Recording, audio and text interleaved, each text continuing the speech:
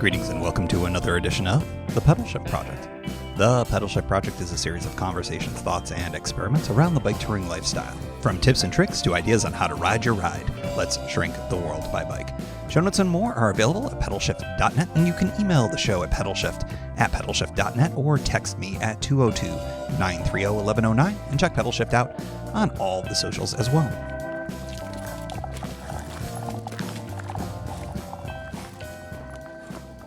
Well, that strange breathing that you're hearing is, of course, Mookie, and not me. And different intro than normal and this week, because I thought I would mix it up a little bit since we are coming off of a lengthy and very fun tour journal. And the point of this episode is to introduce the next tour, the fall tour.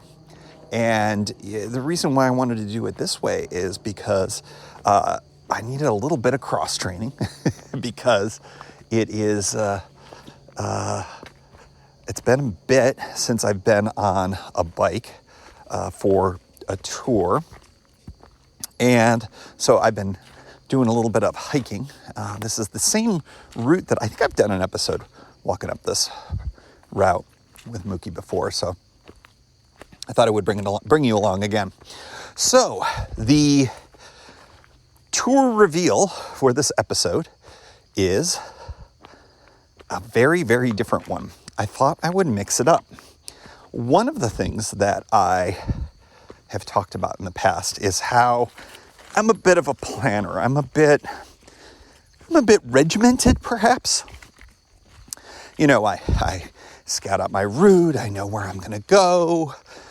I know exactly where I'm going to be sleeping every single night, sometimes for weeks on end. You know, when I've done large tours, you know, my big tours, I think with very little deviation, I end up sticking largely to my plan of each night. And in some ways that's helpful because I know what's ahead. I know what can drive me if I'm feeling a little bit low on energy. And, you know, it's like, well, if I don't make it to here, then I got to make it up a different day, you know, the usual. But I thought maybe it would be a good time to break from that. But I think we're going to break from it in a way that is super regimented. So this is going to be a tour that is basically a roll of the dice, chance, every single fork in the road. I'm going to let something other than my own personal decision making make the decision. So how is this going to work? It is going to be a ride that starts in some way near where I'm at in the cabin. And how it will finish, I have no freaking idea. In fact, one of the elements of this is I'm not sure how I end up getting back home. That's going to be something that I'll have to figure out down the line. So how is this going to work? Well, I am going to start off by basically using a random number generator in my phone, which I will hopefully be able to get every single time I need to do this. And I'm going to have a set number of kind of forks in the road decisions to be made about where to go first, and then where to go next, and then where to go next, already pre-planned out. And then I'm going to have ideas beyond that where I'll make decisions based on what's the next thing that comes about, and then do random bits of chance to figure it all out. Okay, that's the general description. How does this work out? Well, the first decision is going to be, what route? So I am going to, at the beginning of this tour, literally the morning that I start, I am going to be taking a choice of one of three things. Choice number one will be the C&amp. That will be number one on the random generator.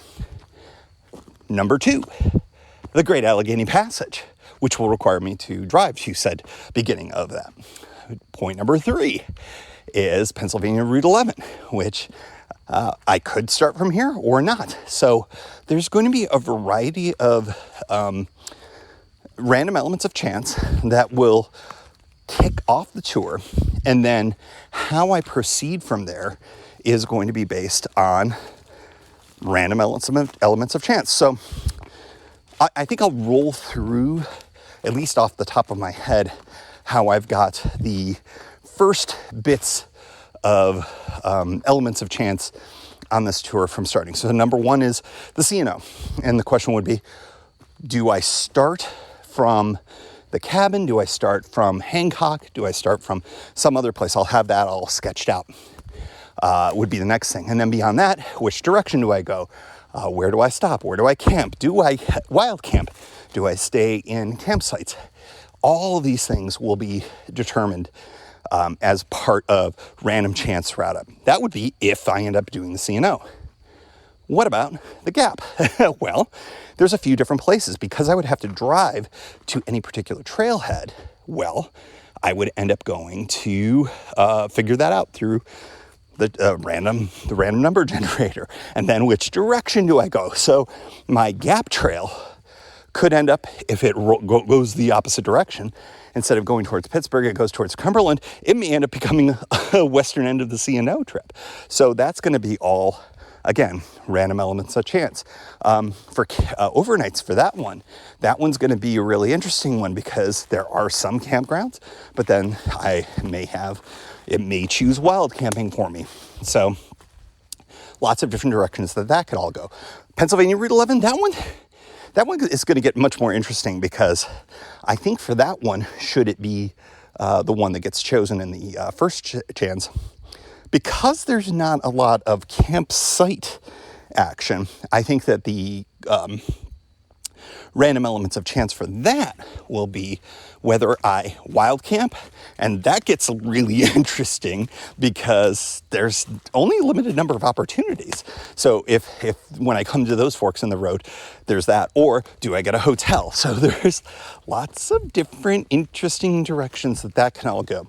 I'm almost a little bummed because, I've revealed, at least here, the beginnings of the forks in the roads for all of the 3 different choices, but ultimately it's only going to go in one particular direction, with the one possible exception of, what if it ends up being a gap or C&O ride, and the direction chooses to end up going in the direction of the other trail, which is entirely possible.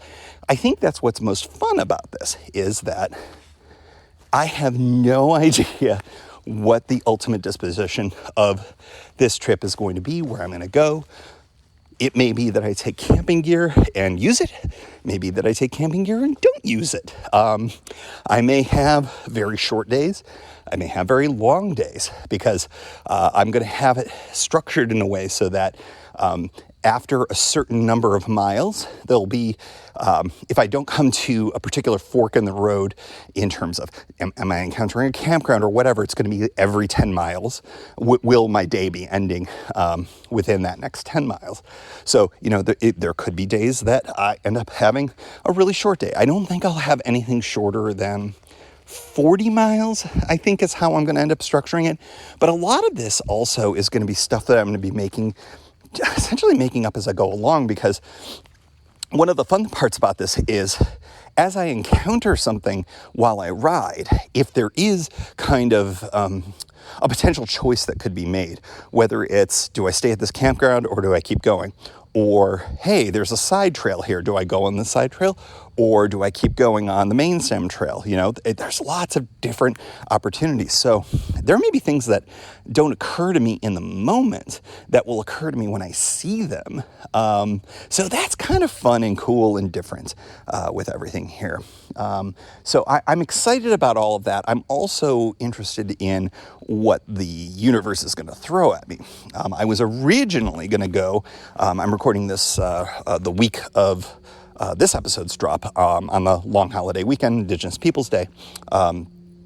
And I was originally going to do a larger ride this weekend. Well, I ended up having a medical medical barrier, shall we say. Nothing problematic, just something that really just prevented me from comfortably biking. So couldn't do it this weekend. So I'm hoping to be able to do some of it next weekend and be able to kind of pull it all together. Now, the interesting thing with all of that is going to be, does this end up bleeding out into becoming a multi-day or a multi-weekend thing? Maybe. Who knows? We'll see. But I think that it's at least going to be 2 to 3 episodes of the show going forward, which I'm really excited about sharing with all of you. So let's talk a little bit about the prep for all of this. Because of the nature of this trip, could be many different potential directions where I might be camping, I might not be camping. I have to be prepared for any kind of scenario, which means I'm gonna have to pack somewhat heavy. I'm certainly going to have the possibility of being on trails where there really aren't a ton of services, and I'm going to have at least some food carried with me. One thing that I think I'm going to do as part of all of this is I think that I'm going to have a variety of different potential setups ready and packed to go, or maybe not packed so much as available to me before I end up doing the initial dice roll. I'll call it a dice roll, even though I'm not going to actually be physically rolling any dice. There are going to be at least 2 choices for anything. Of course, as I mentioned, the first one is going to be 3 potential choices between Pennsylvania, Gap, or C&amp.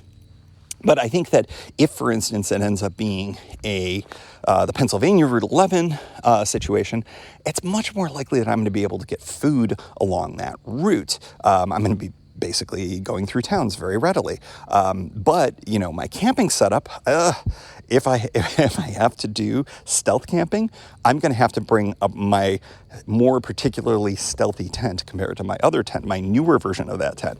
That tent, as I think I've shared with you all, is kind of on its last legs. That tarp is not super rain resistant at this point, so that might impact some elements if we end up having more wet weather like we have been having so much of over the last, not just week, but really the tail end of summer here. It's just super wet. Just walking around here doing this hike, as we've been walking, the amount of fungi here in the forest is incredible.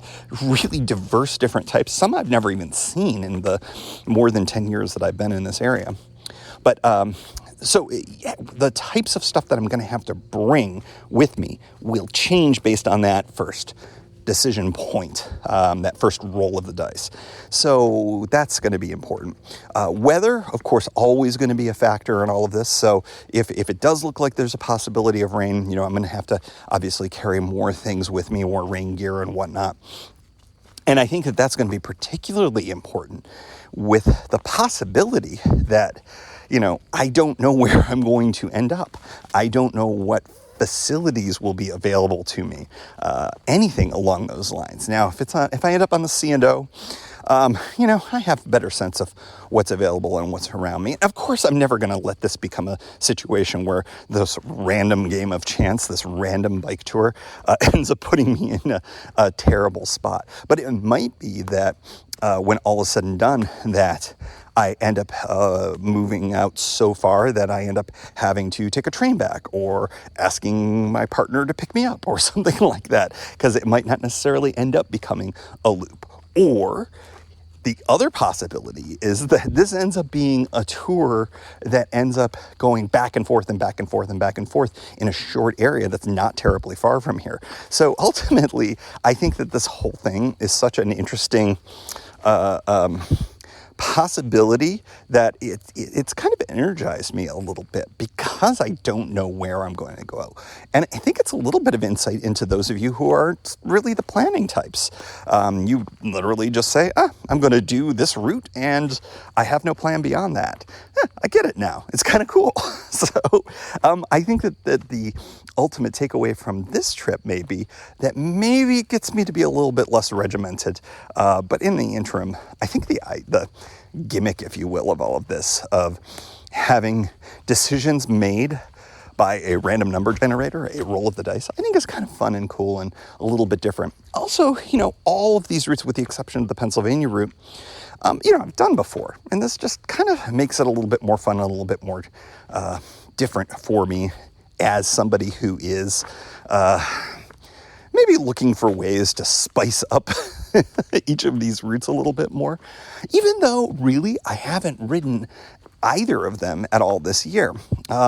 Just been a weird year just with, my travel and of course losing Belle and all of that other kind of stuff. So I'm excited though that this is all coming to fruition in a way. I would have preferred to have done it this particular weekend, but as I mentioned, that wasn't really working out. It also ended up being kind of on the muggy side. This is a weird time of year where you can end up with temperatures that seem like they're cooler, and they are, but they end up being, it ends up being so muggy that, you don't cool off quite as well as you would like to. And if the air is really still and the dew points are high, it actually can be almost as uncomfortable as it is during the summer, just in a different way. But I think that if I hold off for another week, that might be helpful for me in all of that, which is good. The other bonus thing that I think I'm looking forward to is the fact that here in West Virginia and in Western Maryland, and depending on what part of Pennsylvania I could end up in, whether it could be in the Gap, could be Pennsylvania Route 11, could be going through South Central Pennsylvania for a time. The leaves are all changing right now. So the odds of me getting foliage really, really, really high. So I think that that'll be kind of fun. And maybe get some good pictures and just to be able to camp amongst that. I think that's going to be potentially a lot of fun. But most of all, I think it's just getting out on the bike again. And that, I think, is going to just feel really good to me because it's been since August since I've last really been riding more aggressively. It's been a while, and I would like to get out on it again. One thing that's the big open question mark is, which bike am I going to take? Well, depends on how my schedule goes. But as of the moment, you know how the last bicycle tour was about the Green Goblin being retired? Well, it might turn out that I end up taking the Green Goblin immediately on the next tour, which is fine and cool. And I put on a new chain, and I think I trust this bike again. And I think it'd be kind of fun to take this bike out on an East Coast tour, even though I was literally intending on retiring it. But, it's the bike I have out here right now. And, if you only have one bike available, that's the bike you're going to be riding on. So the Green Goblin Unretirement Tour, the random chance tour, I don't know what we end up calling this one. Probably something having to do with the aspects of random chance. But I'm thinking that this is kind of a fun thing. I think it gamifies it a little bit. We've had some fun with bicycle touring games on the show from time to time, the drafts and whatnot. And so I thought this might be a fun little addition to tour journals, to my cycling, and to the podcast for you all.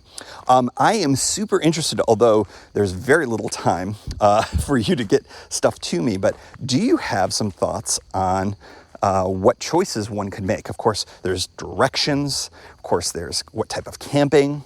There's a whole variety of different things. I've got a bunch of them in mind, but if you are listening to this right when this show drops, you still have a day or two potentially to get to me before I start rolling. So if there's some good ideas, I will integrate them in. If not, perhaps for next time, if this ends up being not as crazy as it seems. So in any event, that's the excitement. That's the next ride, the random acts of chance, the unretirement tour.